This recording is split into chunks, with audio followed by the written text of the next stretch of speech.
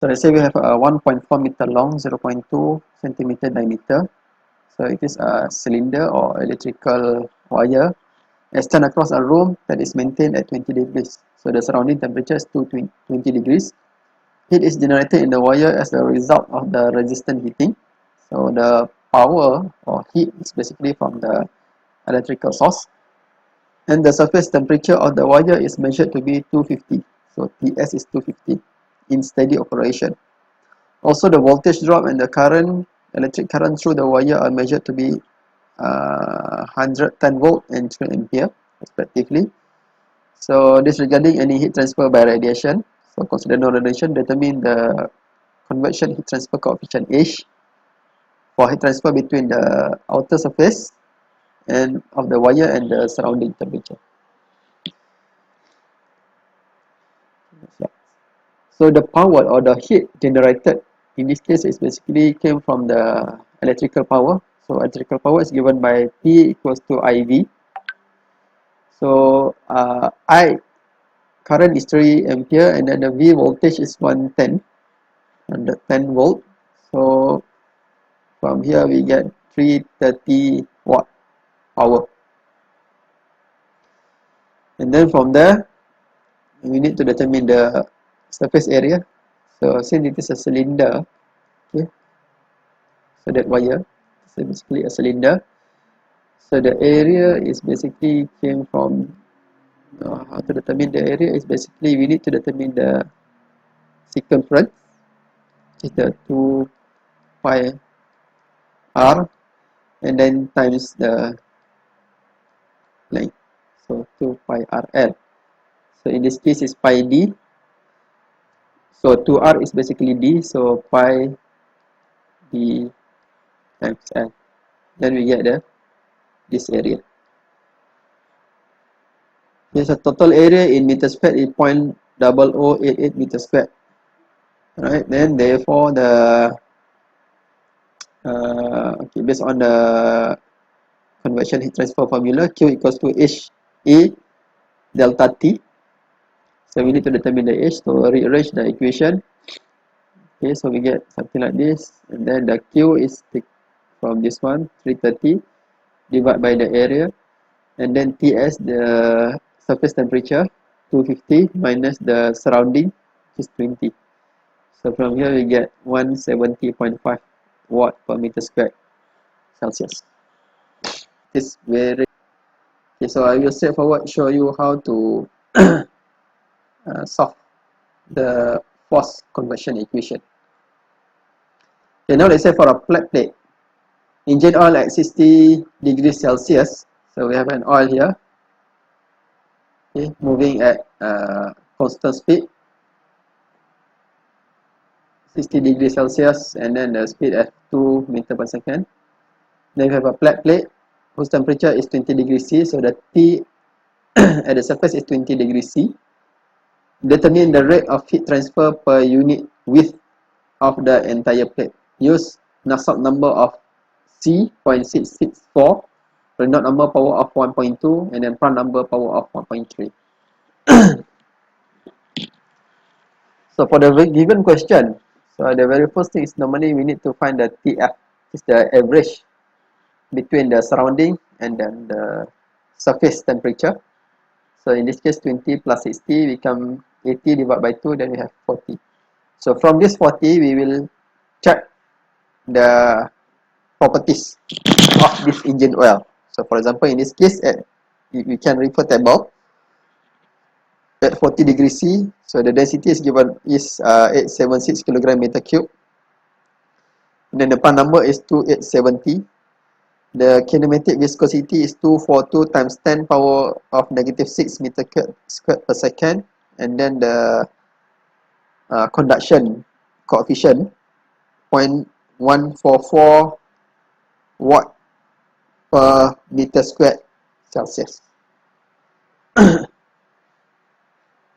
So the very first thing we need to determine the Reynolds number.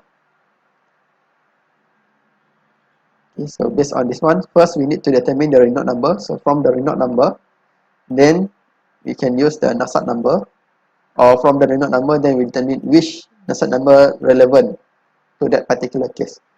But for this case, it's already given the Nusselt number. So just determine the Reynolds number and then use this formula in order to determine the Nusselt number. So from the Nusselt number, then we're going to determine the H value, which is the convection coefficient. And then from there, we can determine the Q. So based on this example, you can see that so Nusselt number will the age is very much depending on the Nusselt number. So different Nusselt number will give different age value. So therefore, based on the same equation, Q equals to HA delta T.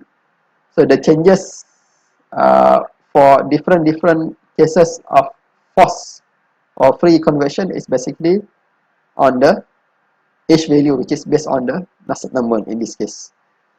So let's continue. So Reynolds number is given by the rho UL over mu. So in this case, use UL over nu. So the speed and then the length. So speed is 2 meters second. Length is 5 meter. So here the length. And then the kinematic viscosity. So from there we get 4.13 times 10 power of 4. So in this case, if we compare with the critical Reynolds number, so for Reynolds number critical, okay, this one for external flow is 10 times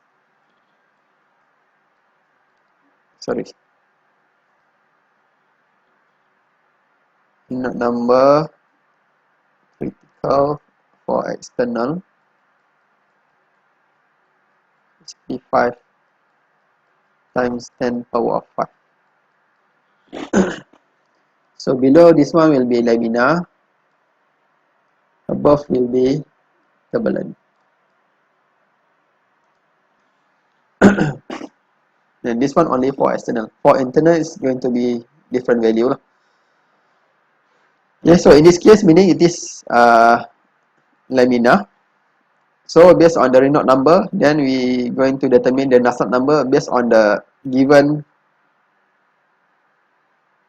formula. If let's say it's not given,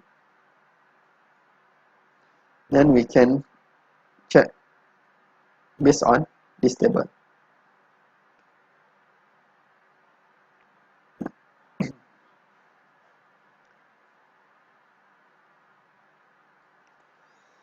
So in this case, NU equals to this one, to 0.04 Reynolds number, which is this one, power of half, and then the Prandtl number, which is 2870, power of 1 over 3. Then we get the Nusselt number 1918 or 1918. And then from there, we also know that the NU is given by HL over K. So we rearrange. We want to find the H value. So therefore K NU over the length. So K is based on the table just now. Divide by length and then times the Nusselt number. Then we can get the H value. And then from there, we go straight to the standard equation of convection. Q equals to HA delta T. So H, so based on what we get here, so 55.2 times the area. So in that case, is we consider 1 meter squared, so 5 length, 5 meter, is it?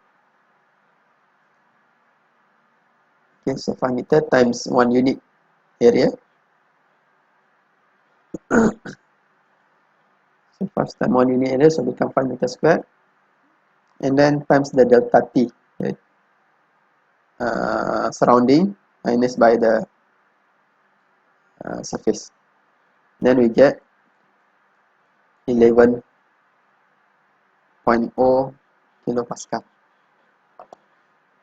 That's it.